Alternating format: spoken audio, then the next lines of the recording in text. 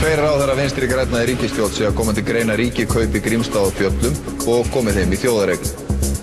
Efnahags- og viðskiptaráðherra segir til greina koma að ríkið kaupi Grímsstaði á Fjöllum og landið verið þar með þjóðareign. Hann telur ríkið hafa efni á að kaupa landið en kaupsamningu sem Hwang Nu-bo gerði við landeigendur hljóð upp á 800 milljónir. Lilja Valgerður Pétursdóttir.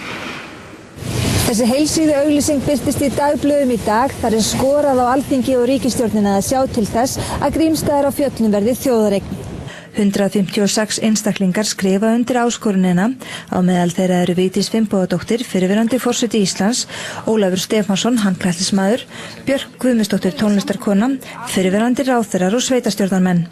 Steingrímur J. Sigfússon, efnahags- og viðskiptaráðherra, telur til greina að koma að ríkið kaupi Grímsstaði á Fjöllum. Ef að málin geta farið í þann farveg þá myndi ég gleiðast yfir því og ég sé að þarna í hópnum eru meðal annars landeigendur eða minnst landeigandi. Þannig að kannski eru ákveðin tímamót að verða í þessu máli með þessar yfirlýsingu. Ögmundur Jónasson, samflokksmaður hans, er á sömu skoðun. Mér finnst það vera kostur sem komið til greina allavega að þurfa að taka þessa áskorun til málefnalegrar umfjöllunar og leiða hana til lykta á vettvangi ríkisstjórnar og Alþingis en þangað þessari áskorun beint.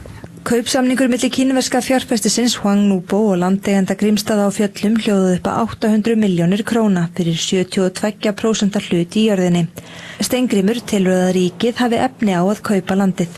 Ríkið mun sæi örugglega mikla kosti í því að fá þessa stóru jörð, leggja hana saman við jarðir sem ríkið á svæðinu, Víðidal og Möðrudal ef ég man rétt. Og þarna er síðan Vatnajökulsþjóðgarður og bandið í honum meðfram Jökulsá á Fjöllum. Þannig að auðvitað höfum við velt þessu máli líka fyrir okkur einmitt út frá þessum sjónarhóli. Það eru til peningar fyrir þessu? Við erum ekki svo fátæk að við getum ekki stækka Vatnajökulsþjóðgarð ef að máli færi þann farveg. Sveitarstjóri Norðurþings krefur ráðherra svara hvernig ríkið ætla að byggja upp ferðaþjónustu á Grímsstöðum verði jörðin keypt. Sveitarstjóri Norðurþings segir að ráðherrar verði að útskýra hvernig ríkið ætla að tryggja uppbyggingu ferðaþjónustu á Grímsstöðum á Fjöllum ef þau áform verða að veruleika að ríkið kaupi jörðina af landeigendum og falli frá langtímaleigu jarðarinnar til Hwang Nu-bo. Þorbjörn Þórðarson. Áformum kaup sveitarfélagsins Norðurþings á 74% hlut í jörðinni Grímsstöðum á Fjöllum af landeigendum eru langt komin en unnið hefur verið að málinu allt síðastliðið ár. Þetta gengur út á það að sveitarfélagið kaupi jörðina og leigi síðan hluta hennar til félags í eigu kínverska fjárfestisins Hwang Nu-bo. Þá er búið að fá samþykki við drögum að ívilnunarsamningi við félag Nu-bos vegna uppbyggingar á jörðinni. Andstaða við þessi áform og þá sérstaklega Ögmundar Jónassonar innanríkisráðherra hafa hins vegar stemt þessum áformum í tvísinu. Ögmundur og Guðfríður Lilja Grétarsdóttir þingmaður hafa viðrað hugmyndir að ríkið kaupi jörðina í staðinn. Steingrímur J. Sigfússon atvinnuvegaráðherra virðist ekki útiloka þetta miðað við svör hans í kvöldfréttum okkar í gær. Við höfum unnið með Hwang Nu-bo í 2 ár og teljum okkur vera búin að sætta öll þau sjónarmið sem að upp hafa komið.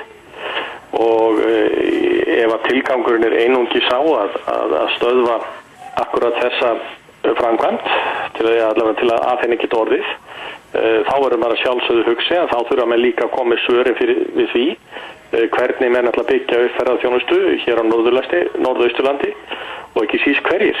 Síðan er það auðvitað sjálfstætt álitaefni hvort ríkissjóður hafi yfirleitt efni á að greiða 800 milljónir króna fyrir jörðina á sama tíma og skorið er niður næstum allstaðar í útgjöldum ríkisins.